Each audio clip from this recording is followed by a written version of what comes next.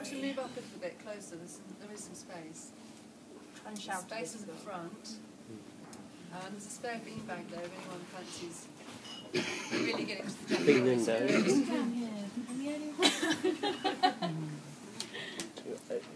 And then, if anyone would like a chair further up here to come around the side here, we'll do that.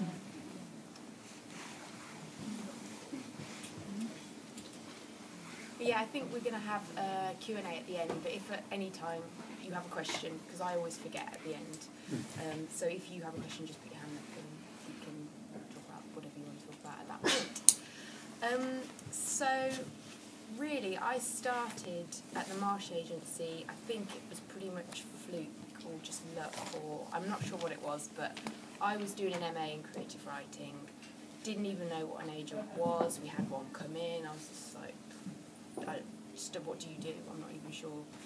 So I was just sort of writing away, and in the year that I did my MA, I was just going to loads of events and meeting people, and I met this lady at a reading in Foyles actually, and she just got talking and said she was a literary agent and did I want to come in for an internship. As I had 1 month left in London, I was working in a really posh house as like a live-in assistant, and they were going on holiday for a month. I was just house sitting. It all kind of just came together, you know, as a fluke, really. And so yeah, I went, did my 1 month internship, was ready to go home, and then they offered me a part-time job. So from there, I just really learned about the whole agency and how it operated by doing all the admin and the general office duty, you know, jobs that go with it. And yeah, so building up to then becoming an agent, I saw at the agency that nobody was really focusing on women's commercial fiction. And as I was the person who would be the first port of call to read through all of the unsolicited submissions, which actually I found the most enjoyable part of the job, because as a writer myself, I was thinking, these things are really annoying, I won't do that. This person's a little bit insane, I'll try not to, you know, be like that. And then there were some really great ones, and I was just learning from what the kinds of things they were writing and thinking, right, well, that's the kind of thing I'm going to have to do when I submit. So as I used to read through them all, I found this really great one, but I realised there wasn't really an agent to pass it to because nobody was really focusing on that. Although I did pass it to an agent who was semi-interested, and I'd read the full manuscript, and I thought it was really important that somebody met this author.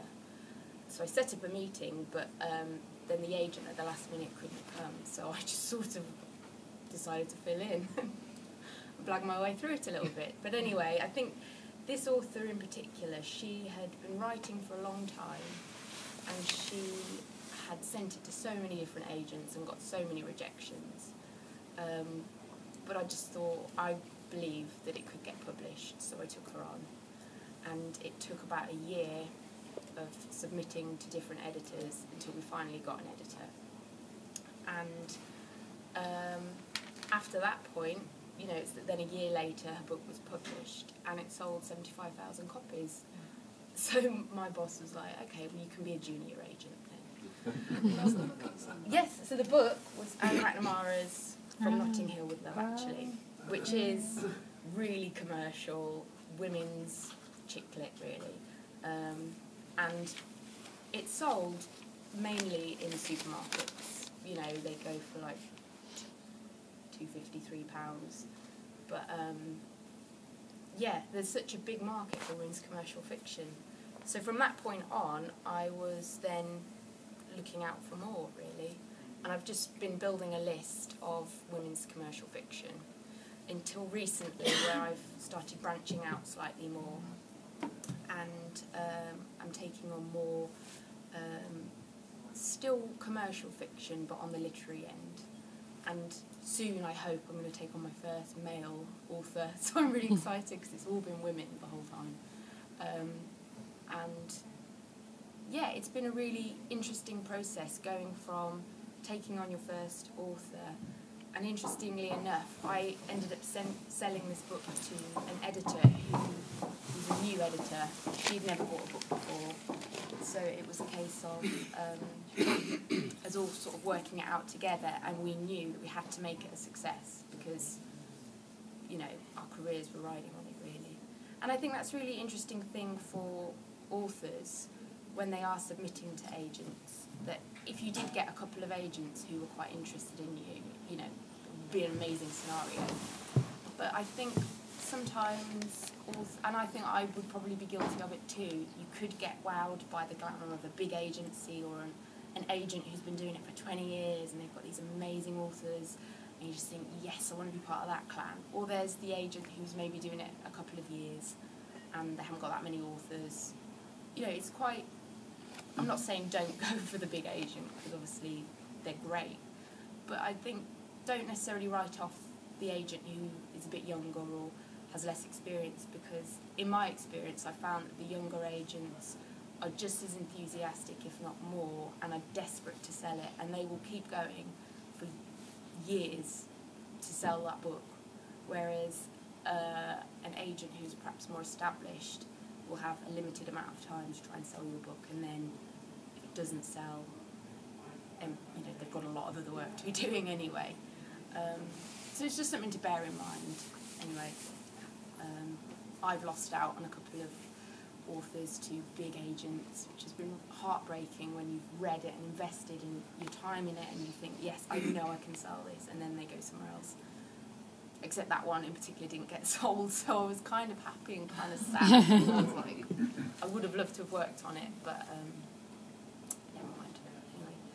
Anyway, and one of the great things of working at the agency that I work in is that it is primarily a foreign rights agency. So when we are managing our authors, we do get a sale in the UK first and foremost. But after that point, we try and hold on as many rights as possible for those authors, and then sell them in a number of different territories. And when you think of it, I mean, obviously, all the territories in the world, the UK territory is a very small one. So you may get a book deal in the UK, but really, if you're thinking business-wise, there are many other territories with much bigger markets where you could also be getting an income to support your writing. So with Ali's, she's been published in, well, she's had deals in about 6 other territories. American book of the same title as that one, which actually it's quite interesting to see how they package things quite differently. Like, me personally, I would pick up that in a shop, and then that one I'd be like, I like it, but I love this one. So they're obviously aiming at a different market. And then, you know, you get the Italian editions, and also when you think about large print as well, it's another deal that you could potentially be earning an income from. But I think sometimes with authors who don't have agents, they would, if somebody offers to publish their book, they'll go, yes, just take everything, take whatever you want and just publish it. And by holding back as much as you can then exploit those rights in a way that's more valuable to you as an author, I think. So yeah, as I said, now I'm concentrating on still women's fiction, but other avenues as well. And while I've been covering maternity leave, I've been working on a lot of non-fiction, which actually is a really interesting area that I'm thinking hopefully in the future I might be able to go into as well. Yeah, are there any questions at this stage? What non-fiction do you mean? Is it political, economic, or...? It's a big mixture, really. There's a lot of popular psychology, a lot of narrative non-fiction, and a lot of... One of my colleagues focuses on nature writing, which is a really interesting market, actually. And so, yeah, we've been doing a lot of that as well. When you found the book in the slush pile, what was it that got you very excited about that? What did you see in it that you... Yeah, I think it's got a really clever storyline and a hook to it. I think with women's commercial fiction, there are loads of stories about, you know, it's a very busy genre, and there are a lot of stories that are quite similar, but this one had something that was different and a very clear way that you can market it. Because basically the book is about a girl who decides she wants to live her life like she's in a film, so she sets out to do that, and the adventures she goes on with trying to live like she's in Notting Hill, or, you know, 4 Weddings and a Funeral, all these different scenes. And it was just an idea that there's very clear marketing that you could do for that. And also it was written really well, and it was funny, and really likeable characters, and it was just quite, just unique in its approach, really. It's that thing we keep banging on about all the time, that thing that's really